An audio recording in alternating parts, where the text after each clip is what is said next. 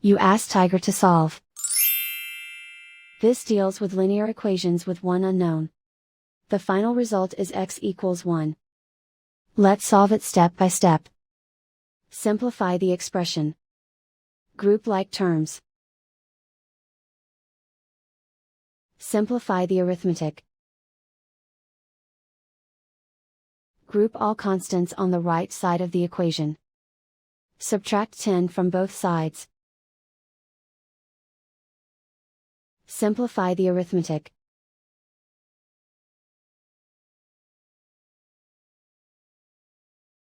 Isolate the x. Divide both sides by -3.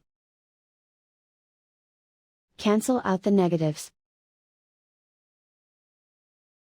Simplify the fraction. Cancel out the negatives. Simplify the fraction. And so the final result is x equals 1.